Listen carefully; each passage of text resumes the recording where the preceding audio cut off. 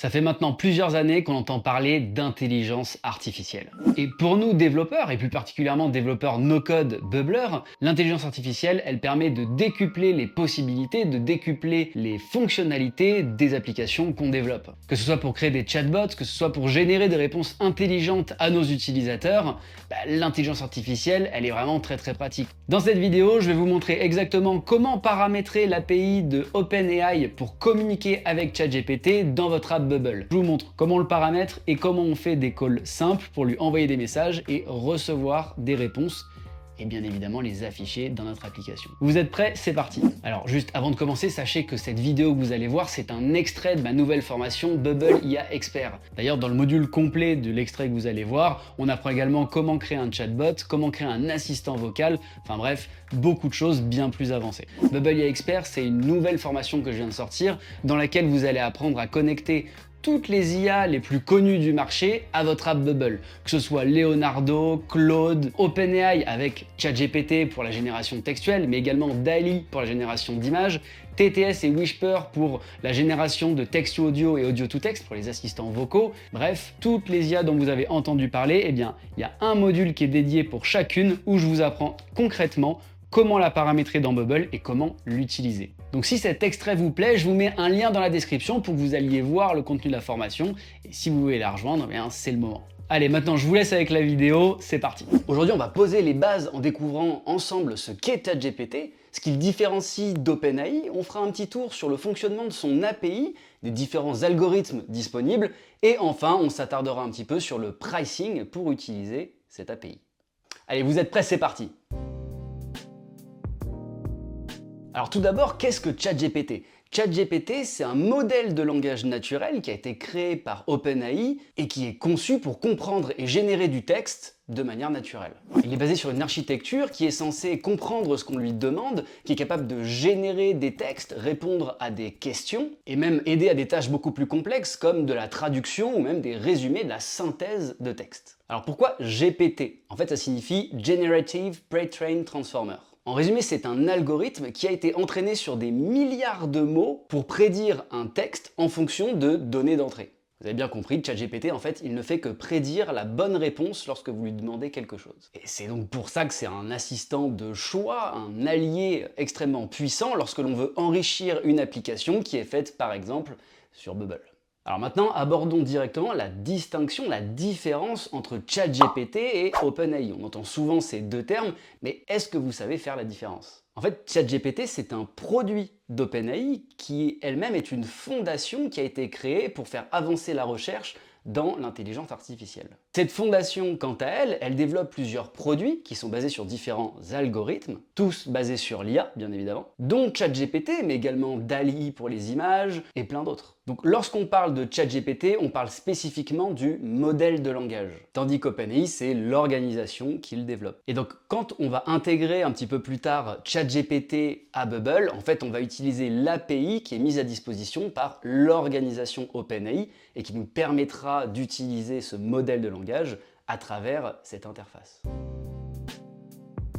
Alors l'API d'OpenAI, elle permet entre autres d'intégrer le modèle de langage ChatGPT à différentes applications comme celles qui sont basées sur Bubble. Cette API elle permet de prendre en charge plusieurs modèles et versions de ChatGPT, comme par exemple ChatGPT 3.5 ou encore la toute dernière version GPT-4 Omni. Alors cette API, elle est basée sur des requêtes HTTP comme la plupart des API qui sont utilisées sur le marché, ce qui signifie qu'à travers de Bubble, vous pouvez envoyer ce que l'on appelle un call à cette API sur un endpoint, une URL, afin de recevoir une réponse en fonction de certains paramètres que vous aurez définis en amont. Pour ceux qui ne sont pas très à l'aise avec les API, je vous ai mis dans la formation un module sur les API que vous retrouverez à la suite de cette vidéo. Alors il faut savoir que cette API elle est très flexible et donc elle offre pas mal d'options au travers de paramètres pour pouvoir définir la concision de la réponse, le ton employé, etc. En bref, vous envoyez des données à ChatGPT, un prompt par exemple, ChatGPT vous renvoie au travers de l'API sa réponse, que vous pouvez ainsi intégrer au sein de votre application et la présenter ou pas d'ailleurs à vos utilisateurs.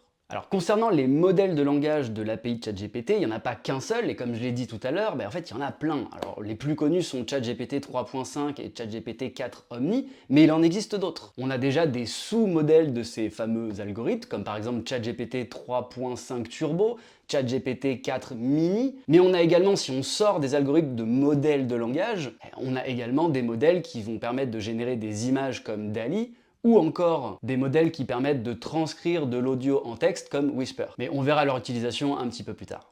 Ce qu'il faut retenir, c'est que ChatGPT 3.5 est une ancienne version de ChatGPT, du modèle de langage, et donc il peut être toujours utilisé pour générer des réponses rapides, tandis que ChatGPT 4, et 4 Omni, etc., va plutôt être utilisé pour de la compréhension de texte, des tâches un petit peu plus complexes qui vont nécessiter plus de puissance de calcul. Bien évidemment, le prix ne sera pas le même, mais on y reviendra.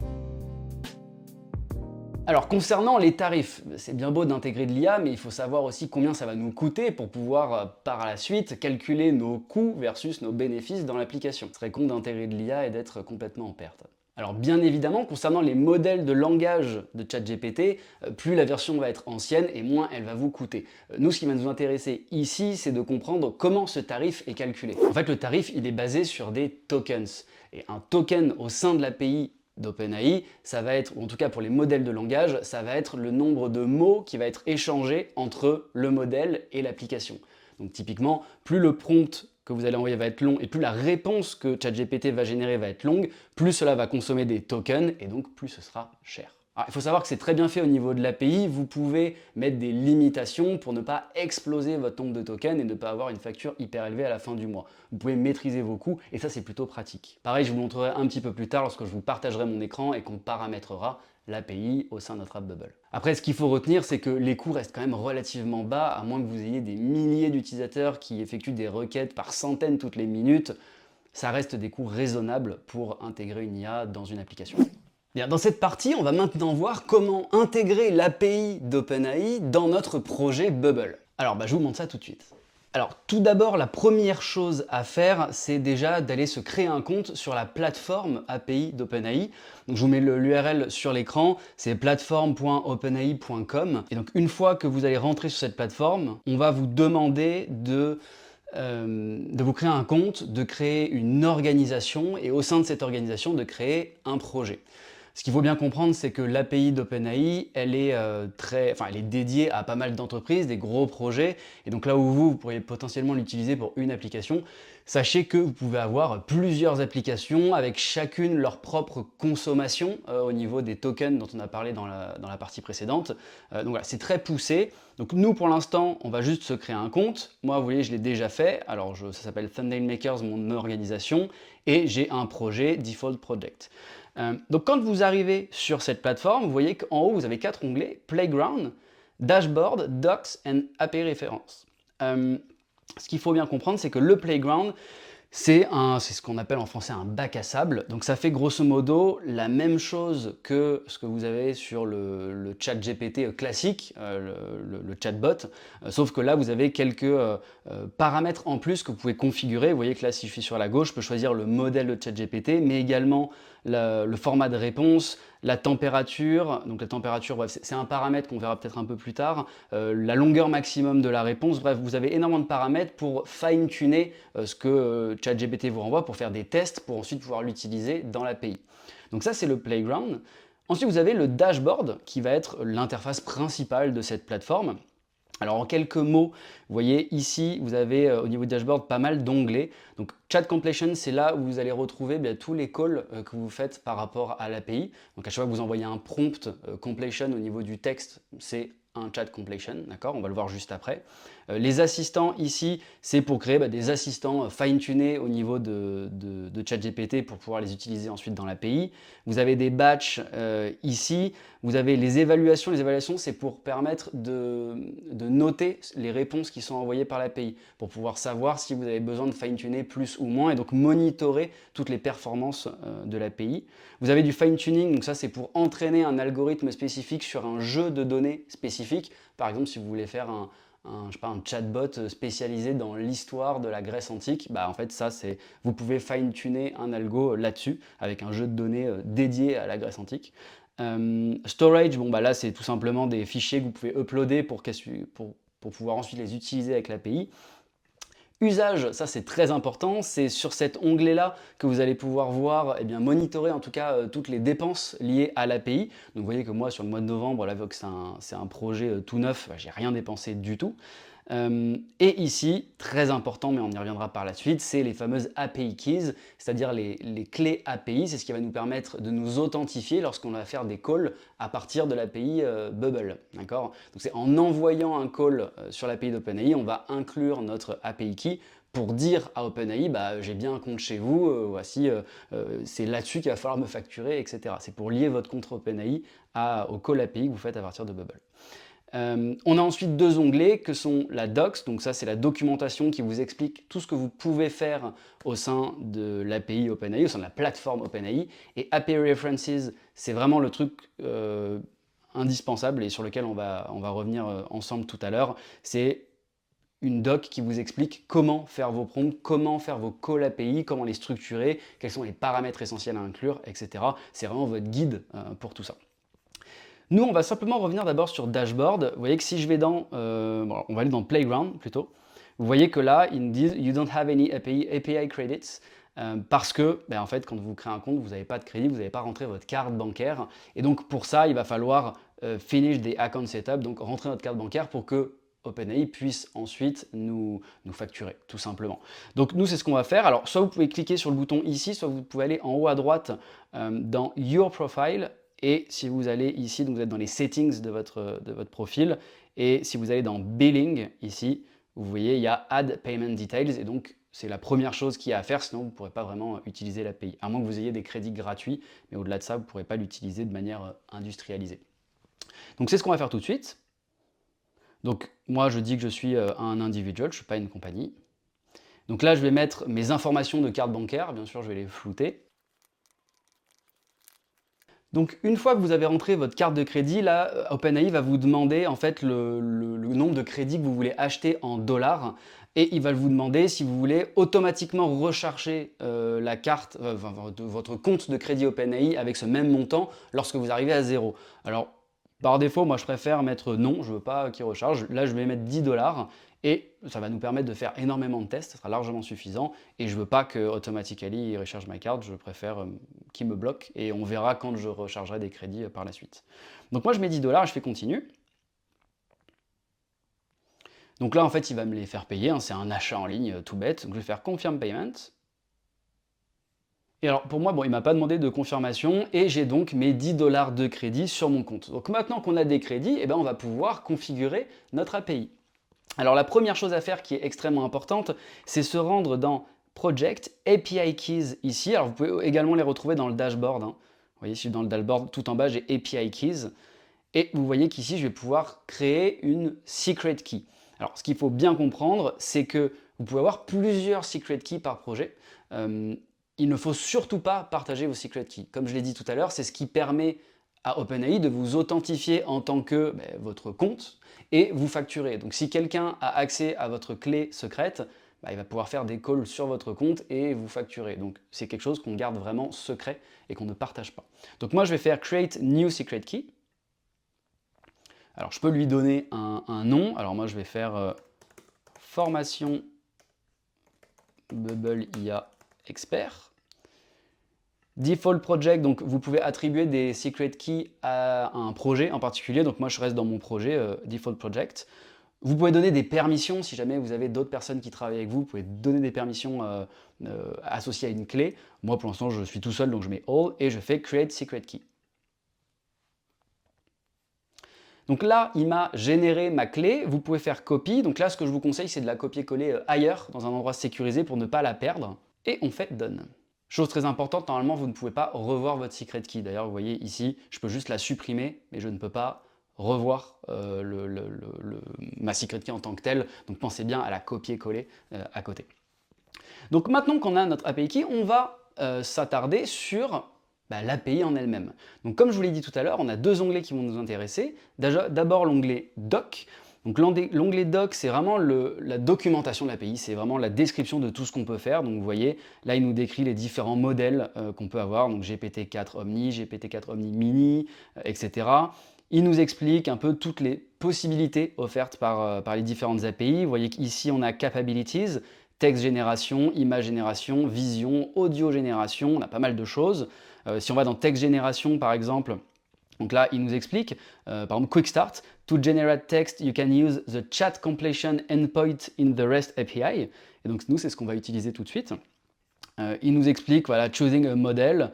Il nous explique la différence entre les différents modèles, donc large modèle like GPT-4o, small model la GPT-4o mini. Il nous explique la différence entre ces modèles en termes de capacité. Il nous donne des conseils pour building prompt, pour créer nos prompts, pour créer des prompts impactants, etc. Donc ça, c'est une documentation pour comprendre les possibilités offertes. Nous, ce qui va nous intéresser pour comprendre comment utiliser cette API, c'est d'aller dans API Reference, donc le 4e onglet. D'ailleurs, petite info, c'est pas propre à OpenAI. N'importe quelle API, normalement, en tout cas une API qui est bien faite, a une documentation et une partie API Reference. Et en fait, l'API Reference, à la différence de la doc, elle nous explique concrètement comment paramétrer nos calls API, comment les configurer, les paramètres qu'il faut obligatoirement inclure et ceux qui sont optionnels, etc. Donc nous, c'est ce qu'on va faire. Alors, on vient de le lire juste avant pour faire un call sur une API de chat, donc de génération de texte. C'est ce qu'on va faire dans un premier temps. C'est le truc le plus basique qu'on puisse faire avec ChatGPT. C'est d'aller dans Chat Completion. Donc si je vais dans mon API Reference, si je vais dans les endpoints et que je vais voir sur le chat, eh bien je vois que quand je clique sur chat, on a Create Chat Completion. Et là, quand je clique là-dessus, je vois que j'ai pas mal d'informations. Alors comment les interpréter? Tout d'abord, on voit ici le call, le endpoint et la méthode pour réaliser ce call. Donc si vous avez regardé le module sur les API, vous savez qu'il y a plusieurs méthodes lorsque l'on fait un call, get, post, delete, put, patch, d'accord? Donc la méthode post, c'est ce qui nous indique que l'on va faire un call sur un endpoint, donc une URL au sein de l'API d'OpenAI, et on va y inclure des paramètres qui vont nous permettre, en tout cas qui vont permettre à OpenAI de moduler la réponse qu'ils vont nous renvoyer. Donc nous, là, ce qu'on comprend, c'est qu'on va devoir faire un post sur cette URL-là, sur ce endpoint-là, et on va devoir inclure au moins ces deux paramètres. Vous voyez que message required, model required. Et là, il nous met un exemple de call qu'on va réutiliser dans un instant. Alors, avant d'aller plus loin, nous, on va aller dans Bubble. Et vous voyez, j'ai créé un nouveau projet pour l'occasion qui est tout neuf, tout beau, où il n'y a rien dedans.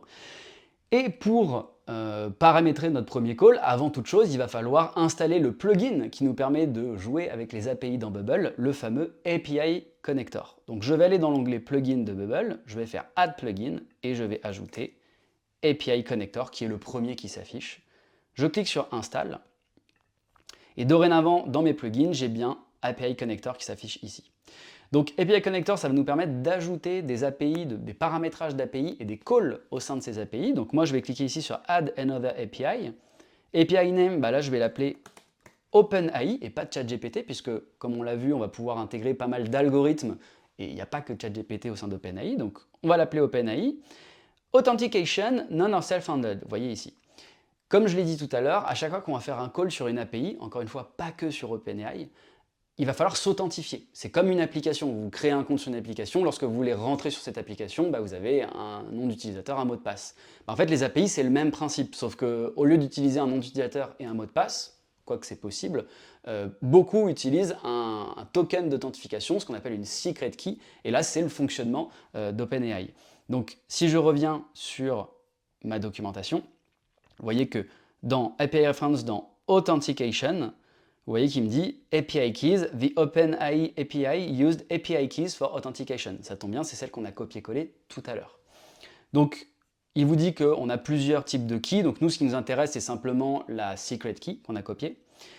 Et il nous dit All API requests should include your API key in an authorization HTTP header. D'accord? Sous cette forme-là, authorization bearer, espace, et là, notre secret key. Vous voyez, il n'y a rien à inventer, il nous le donne, c'est écrit ici. Vous voyez que là, il nous donne un exemple de header dans notre call. Et vous voyez qu'on a authorization, bearer et notre secret key ici. D'accord? On peut, alors après, on ne va pas rentrer dans le détail, mais là, on voit qu'on peut carrément préciser le project dans lequel cette API key est censée se trouver. Nous, on va simplement en rester sur authorization, bearer. Donc, comment on fait pour ajouter un header à nos calls? En fait, dans API Connector, vous voyez, on a Add a Shared Header. Donc nous, ce qu'on va faire ici, c'est qu'on va sélectionner Private Key in Header, c'est ce qui est expliqué dans la documentation. Vous voyez que là, par défaut, Bubble me met déjà le field Authorization. Et donc, si on suit la documentation, on est censé mettre bearer et on va copier-coller notre secret key. Vous voyez que là, la development key value, je vais aussi le mettre. En fait, en deux mots, c'est simplement que dans Bubble, comme vous le savez sûrement, il y a deux environnements, l'environnement de développement et l'environnement live de production, qui sont sur deux bases de données différentes. Et l'idée, c'est que ce champ development key value, il va être utilisé par défaut par Bubble pour faire vos calls API lorsque vous êtes sur l'environnement de développement. Et donc, vous pourriez très bien avoir deux secret keys, une pour l'environnement de développement et une pour l'environnement live. Nous, on va rester très simple, on en a une seule et on va copier la même dans les deux. Donc, je vais copier tout de suite ma secret key. Hop, hop. Alors pensez bien à mettre un B majuscule, à mettre un espace entre le bearer et la secret key. C'est sensible à la casse, donc il faut le faire. Et donc vous voyez que là, par défaut, en fait, tous les calls que je vais réaliser au sein de l'API OpenAI, eh bien, ils vont envoyer un paramètre authorization avec à côté une private key, ce qui est exactement ce que me demande la documentation d'OpenAI. Donc maintenant qu'on a fait notre authentication, on va retourner dans le chat sur Create Chat Completion. Et vous voyez que là, si on regarde l'exemple de call fait par, enfin en tout cas à faire pour l'API, vous voyez qu'on a Content Type Application JSON et Authorization Bearer, machin. Donc ça, on vient de le faire. Et nous maintenant, on va simplement ajouter un shared header qui va être Content Type ici. Hop, j'ai ajouté un shared ici. Oups, Content Type sans les deux points. Les deux points, c'est intégré directement dans le call. Et on va copier-coller Application JSON. Et maintenant, on va paramétrer notre premier call au sein de cette API. Alors, on va ici, par défaut, dans Bubble, il y a toujours un call qui est créé. Donc, on va cliquer sur Expand ici. Et nous, on va l'appeler Create Chat Completion. On ne va pas réinventer la roue. On voit ici qu'on a, en tout cas par défaut, l'interface de Bubble pour créer un call. Donc, vous voyez qu'ici, il y a Use As Data ou Action. En fait, c'est très simple. Lorsque vous sélectionnez Action, vous allez pouvoir utiliser ce call dans un workflow sur votre page Bubble. Tandis que si c'est en data, vous n'allez pas pouvoir l'utiliser dans une action de workflow. Par contre, vous allez pouvoir l'utiliser en tant que data source dans un repeating group, par exemple, ou un groupe. Donc nous, ce qu'on veut, c'est, si on prend un exemple très simple, c'est on va écrire un prompt et quand l'utilisateur clique sur Envoyer, quand on clique sur Envoyer, on déclenche le call. Donc c'est bien au sein d'un workflow qu'on va l'utiliser. C'est pour ça qu'on va sélectionner Action. Nous, attention, vous voyez, là, il y a get, il y a toutes les méthodes de call différentes. Nous, pour rappel, on a bien un post. Donc, on va sélectionner post et on va copier-coller le endpoint qui est ici. Et maintenant, on va ajouter des paramètres à notre call.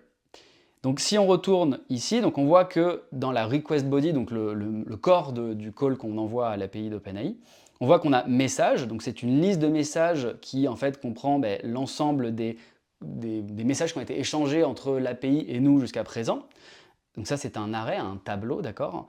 Et on a modèle qui est tout simplement le modèle que vous utilisez, ChatGPT 4, 3.5, Omni, etc.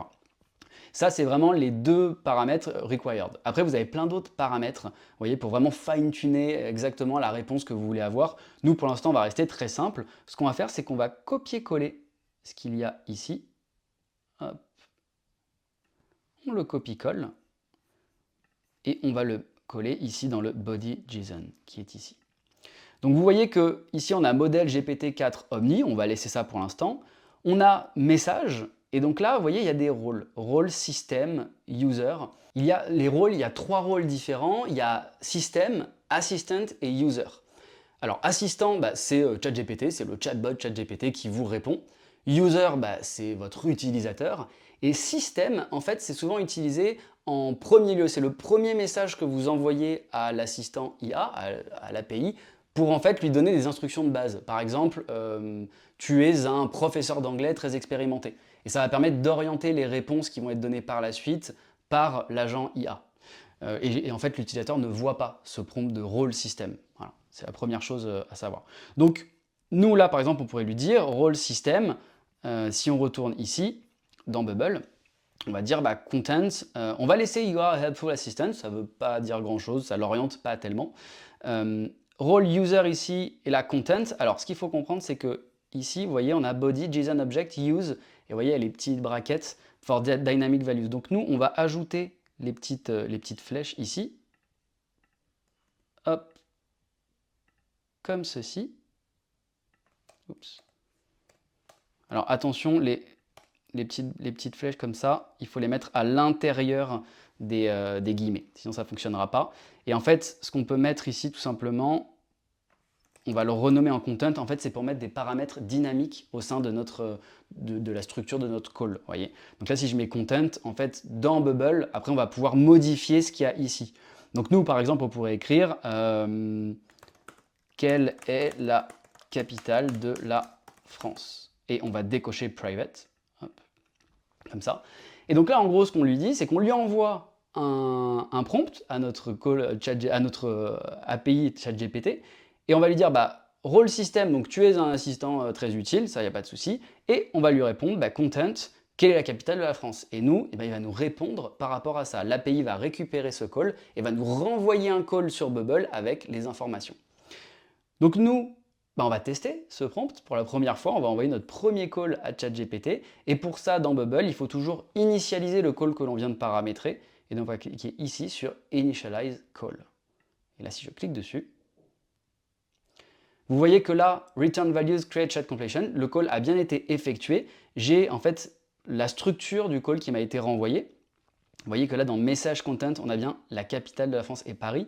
Alors, on le verra mieux si on voit dans les raw data, c'est-à-dire les data brutes qui ont été renvoyées par ChatGPT.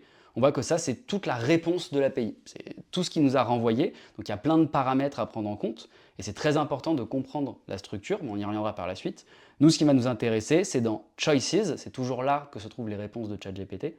On voit que dans Message Role Assistant, donc c'est bien ChatGPT qui me répond, Content, la capitale de la France est Paris. Et donc là, il a compris. Alors je clique sur Save pour enregistrer. On va tester autre chose. Vous voyez, là, je vais également mettre ici un nouveau, une nouvelle valeur. Donc là, on va mettre System Content. Oups. Alors il ne faut pas mettre d'espace généralement là-dedans. Vous voyez, je mets un underscore. System Content. Et là, je vais lui dire... tu adores faire des rimes dans tes réponses, par exemple. Là, maintenant, si je fais Reinitialize Call, la capitale de la France, c'est Paris. Bon, il ne m'a pas fait trop de rimes, c'est pas grave. Mais l'idée est là, c'est-à-dire qu'on peut orienter... Ah si, c'est là, pardon. Voilà. Si on va dans les raw data, c'était coupé. On voit que ce qui me répond maintenant, c'est la capitale de la France, c'est Paris, une ville pleine de charme et de magie. Entre la Tour Eiffel et Notre-Dame, c'est un lieu qui captive et enflamme. Vous voyez, il a complètement changé sa réponse par rapport au prompt initial que je lui ai donné. Donc ça, c'est vraiment super utile, notamment pour faire des agents un peu custom dans vos applications. Et ça, vous voyez, ce système content, les utilisateurs ne vont pas le voir. Si on retourne, et on terminera là-dessus dans Create Chat Completion, pour que vous sachiez comment utiliser cette partie API Reference. Donc là, vous voyez qu'on a tout le détail de comment utiliser notre call. Et on voit qu'ici, on a la réponse. Et donc là, en fait, c'est vraiment la structure de la réponse que l'on est censé avoir et qu'on va utiliser dans la prochaine partie pour pouvoir afficher sur nos pages les réponses de ChatGPT. Voilà, c'est terminé pour cette partie. On a intégré notre premier call OpenAI dans notre application Bubble. Dans la prochaine vidéo, on va voir comment utiliser cette réponse pour l'afficher dans un début d'application. Bien, dans la précédente partie, on a paramétré notre tout premier call OpenAI dans notre application Bubble. Pour rappel, ce call, il va nous permettre de faire ce qu'on appelle de créer une chat completion. Une chat completion, c'est quoi? C'est sur le modèle ChatGPT, donc le générateur de texte. Eh bien, ça va nous permettre de converser avec lui, de lui envoyer un call avec des paramètres, dont un prompt, et l'API va nous renvoyer la réponse de ChatGPT dans notre application Bubble. Et on va pouvoir utiliser cette réponse pour l'afficher à nos utilisateurs, en tout cas l'utiliser dans notre application. Donc c'est ce qu'on va faire tout de suite, on va voir un cas pratique où l'utilisateur va pouvoir renseigner un prompt, l'envoyer et on va afficher à cet utilisateur la réponse de ChatGPT. Donc on se retrouve dans notre tableau de bord Bubble. Donc là je suis encore dans API Connector qu'on a fait dans la partie précédente. Pour rappel, l'algorithme que l'on va utiliser, c'est GPT-4 Omni, donc c'est celui qui est le plus performant actuellement. On aurait pu mettre ici GPT 3.5, pour l'instant on va rester sur Omni, et on va aller dans Design, d'accord? Et on va créer une première interface très basique, mais qui va nous permettre de comprendre le fonctionnement de l'API et comment récupérer le résultat des calls retournés par OpenAI. Donc, pour l'instant, ce qu'on va faire, c'est qu'on va rester sur notre page index. On va faire quelque chose de vraiment très très simple, d'accord? On va appeler ça chat completion, donc la page chat completion, ok? On va mettre notre page, autant bien faire les choses directement avec le moteur responsive. Donc, on va double-cliquer sur notre page index, on va aller dans layout, et conteneur layout, on ne va pas le laisser en fixe, on va le mettre en colonne, d'accord? C'est pas une formation sur le responsive, mais c'est bien de directement faire les choses correctement. Ce qu'on va faire ensuite, eh bien, c'est faire glisser un texte. On va l'appeler demande quelque chose à ChatGPT. Hop, comme ceci. Donc là, nous, ce qu'on va faire, c'est qu'on va faire glisser également un groupe. Ce sera peut-être un peu plus sympa. On va faire glisser un groupe qu'on va appeler groupe content, d'accord? Et on va faire glisser tous nos éléments à l'intérieur de ce groupe content. Et ce groupe content, donc il est lui aussi en colonne. Et on va mettre l'horizontal alignment en centré, comme ça. Hop, alors c'est vraiment du détail, hein, de mise en page, mais je préfère faire les choses correctement dès maintenant. Voilà. Et pareil, le texte, on va le centrer. Donc dans horizontal alignment, dans layout du texte, on va le mettre centré comme ça. Et pareil dans apparence, on va le centrer. Voilà. Moi j'aime bien mettre la police Poppins, qui marche plutôt bien. Et on va augmenter un peu la taille, on va le mettre à 20, voilà. Et la fonte, on va la mettre en 600, voilà, comme ça. Et pareil, le groupe content, pour que ce soit pas complètement serré sur la page, on va aller dans layout, on va mettre un petit peu de padding, donc de la marge intérieure, pardon. Et on va mettre 50 partout, voilà, ça sera très bien. Hop. 50 partout, super. Ce dont on va avoir besoin, c'est d'un input pour que l'utilisateur puisse remplir une phrase à envoyer à ChatGPT. Et on va également avoir besoin d'un bouton qui va nous permettre d'envoyer le call avec le prompt rédigé par l'utilisateur. Donc c'est ce qu'on va faire tout de suite. On va faire glisser un premier input là-dedans, qu'on va appeler input prompt. Pensez toujours bien à renommer les éléments que vous faites glisser sur vos pages Bubble, d'accord? Cet input, là, il a 250. On va augmenter sa taille, sa width, voilà, à 500. Encore une fois, ne vous occupez pas forcément de ça, hein, c'est plus moi qui fais les choses bien. Dans le groupe content, je vais donner un peu d'espace entre les éléments. Donc, je vais cliquer sur Apply Gap Spacing Between Elements et je vais mettre 30. Voilà, 30 c'est pas mal, ça permet de mettre de l'espace entre tous les éléments au sein de mon groupe. Et je vais faire glisser un bouton à l'intérieur que je vais appeler Envoyer, par exemple, et que je vais mettre, pareil, Horizontal Alignment centré. Voilà, comme ceci. Et là, ça me paraît pas mal. Ça me paraît pas mal du tout. Ce qu'on va faire maintenant, bah, c'est paramétrer notre call par rapport à ces éléments. Donc, ici, l'input prompt, c'est l'utilisateur qui va renseigner son prompt, ce qu'il veut demander à ChatGPT. Donc d'ailleurs, le placeholder, je vais mettre écrivez votre prompt, par exemple. Oups. Écrivez votre prompt, voilà, et envoyez. Donc nous, ce qu'on veut faire, c'est que quand on clique sur le bouton envoyer, on va déclencher le call qu'on a paramétré avec API Connector. Donc je clique sur mon bouton envoyer, je fais Add Workflow.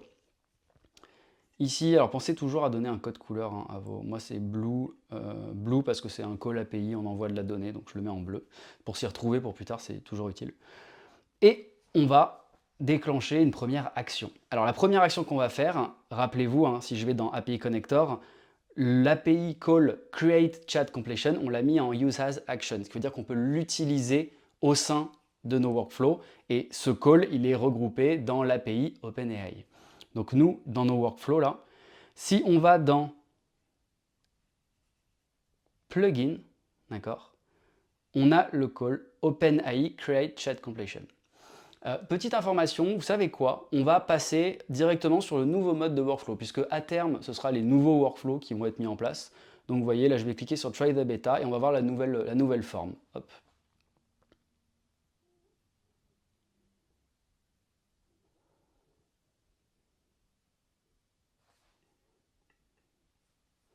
Donc on a maintenant nos workflows qui sont ici, d'accord? Hop, je clique sur le workflow que j'ai créé sur mon bouton.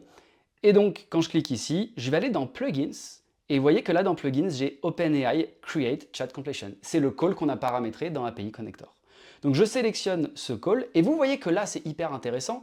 On a nos paramètres qu'on a précisés dans le call. Content, System Content, etc. Vous voyez? Hop, dans Plugins, ici, si je vais dans mon call, hop, là ce qui est en vert, ce qui est entre les flèches, eh bien ce sont les paramètres que je peux préciser au moment de l'envoi du call. Et ça c'est super intéressant, parce que ça veut dire que là, je peux mettre une dynamic data ici pour préciser ce que je veux. Donc dans le system content, pour l'instant, on va laisser, tu adores faire des rimes dans tes réponses. Et par contre, dans le content, là, on va mettre une dynamic data. Et nous, ce qu'on veut envoyer dans le content, c'est ce que l'utilisateur envoie. Eh bien, la valeur se trouve dans l'input prompt. Et donc, c'est input prompt value. C'est la valeur qui se trouve au niveau de cet input. D'accord. Ça, c'est ce qu'on va envoyer à OpenAI. L'intérêt, c'est que dans Bubble, on peut avoir le résultat de cette step et l'intégrer quelque part. Donc nous, l'idée, ça va être en step 1, on envoie le call. En step 2, on récupère le résultat de ce call, c'est la réponse qui est renvoyée par OpenAI, c'est le truc qu'on a vu dans la précédente vidéo, vous savez, avec les raw data, où on a tout le fichier JSON qui nous est renvoyé, la structure de données, et bien ça, on va la récupérer et on va le stocker quelque part, sur notre page par exemple. Alors moi, ce que je vais faire, il y a plein de manières de stocker tout ça. Moi, ce que je vais faire, c'est que je vais ajouter un custom state sur ma page, directement index. Je vais l'appeler réponse GPT. Et quel type de données ça va être? Eh bien là, regardez, on va aller dans Plugin Type tout en bas et on va faire Create Chat Completion Choice. Pourquoi on fait ça? Si je retourne dans l'API référence d'OpenAI, rappelez-vous, regardez, si là je suis sur la documentation de Create Chat Completion, quand on regarde dans la réponse qui est ici, vous voyez que la réponse elle est structurée de cette manière. On a l'ID, on a l'object, donc c'est la session qu'on va créer, c'est un chat completion. On a le modèle qui est utilisé, et ici dans choice, on a les réponses en fait de ChatGPT. Et vous voyez que dans choice, à l'intérieur on a plusieurs paramètres, choice message, et à l'intérieur de message, on a rôle assistant, content, et là la réponse. Donc nous, c'est ce qu'on va faire. On va dire, moi la réponse de ChatGPT que je veux récupérer, que je veux afficher à l'utilisateur, c'est dans la réponse, choices, message, content et first item, puisque c'est un tableau. Donc nous, ici, donc on va dire que le type de données, c'est bien un create chat completion choice, on fait create. Et maintenant qu'on a ce custom state, là si je retourne sur mon workflow, je vais créer une step 2 qui est que, on va dire, je vais récupérer l'information que ChatGPT m'a renvoyé au travers de l'API et je vais la stocker dans ce nouveau custom state. Donc je vais aller dans Element Action, je vais faire Set State of an Element, c'est l'action qui me permet de modifier la valeur d'un custom state. Et dans Éléments, là je vais préciser mon custom state, donc c'est index réponse GPT.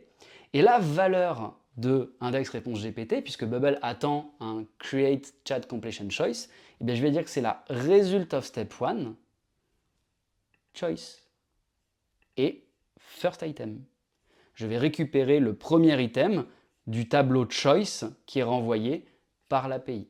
Il faut bien comprendre que là, tout ce que vous voyez à cette réponse, c'est vraiment ce qui est renvoyé par l'API à travers de Bubble. Et Bubble est capable de comprendre tout ce format-là, et du coup, il est capable de dire, moi, si tu veux que j'affiche choice message content, je vais t'afficher hello there, how may I assist you, blablabla.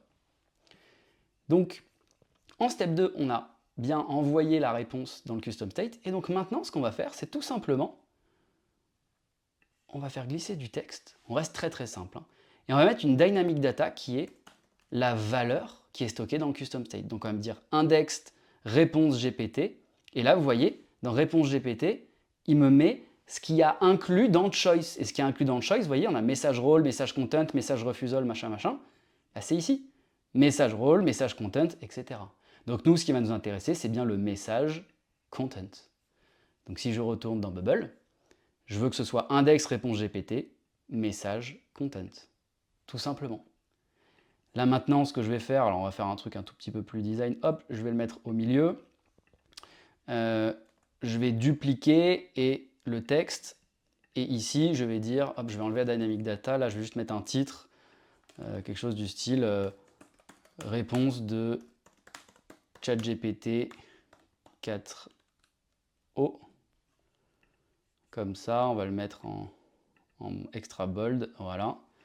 Et maintenant, je vais faire une petite preview. Donc, on arrive dans notre preview, demande quelque chose à ChatGPT. Moi, je vais lui dire qui est le président de... Ou plutôt, qui était... Ah, beaucoup mieux. Qui était le président de la France en 1956?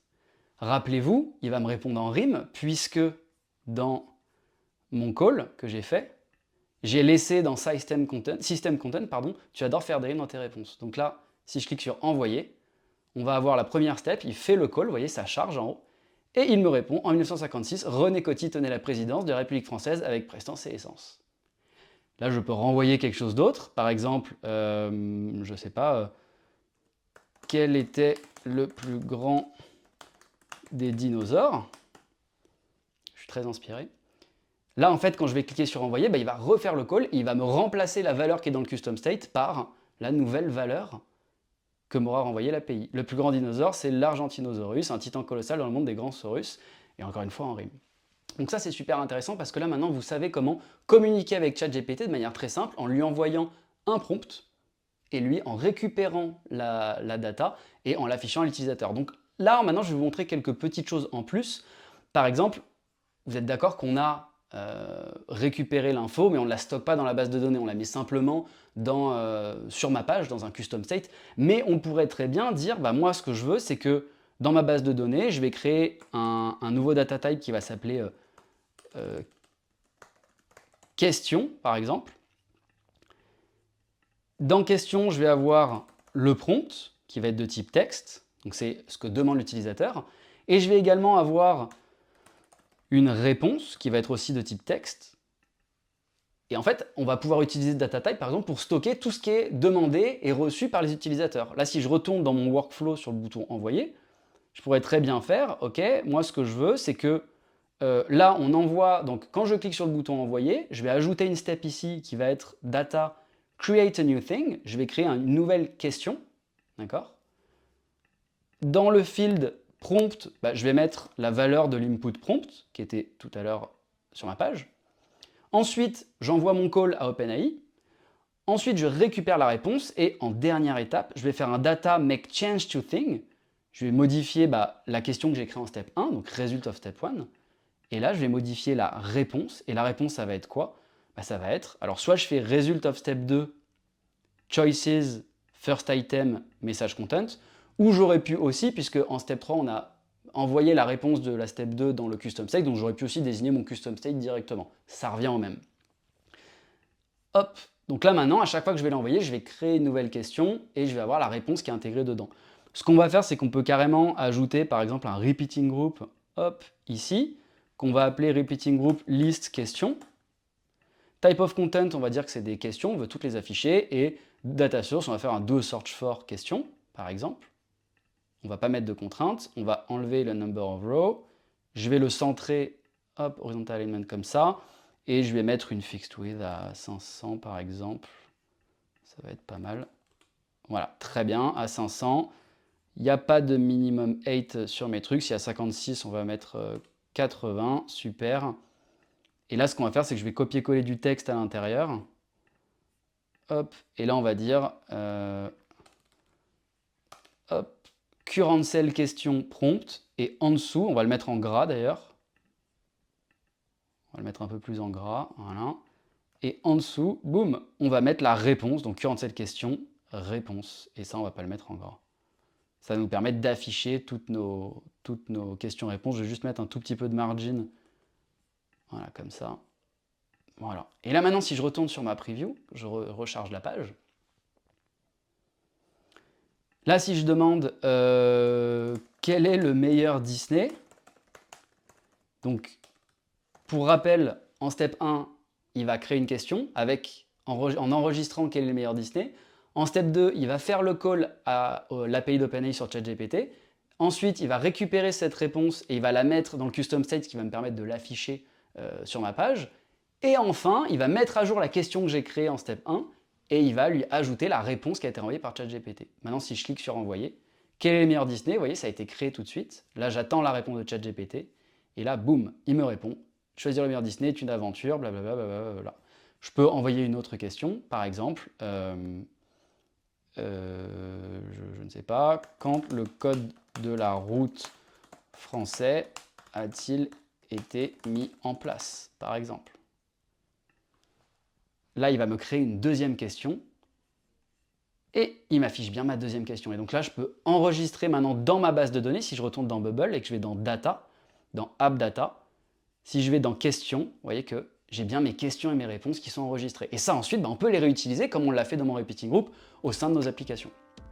Voilà, c'est tout pour cette vidéo, j'espère vraiment qu'elle vous a plu. Encore une fois, c'était un extrait de ma nouvelle formation Bubble IA Expert, un extrait du module OpenAI, dans lequel on voit également comment créer un chatbot, comment créer un assistant vocal. Enfin bref, il y a énormément d'autres choses à proposer dans cette formation, il y a beaucoup de choses à apprendre. Donc si ça vous intéresse, allez dans la description. Vous allez voir si vous avez prévu de créer une application basée sur l'IA en 2025.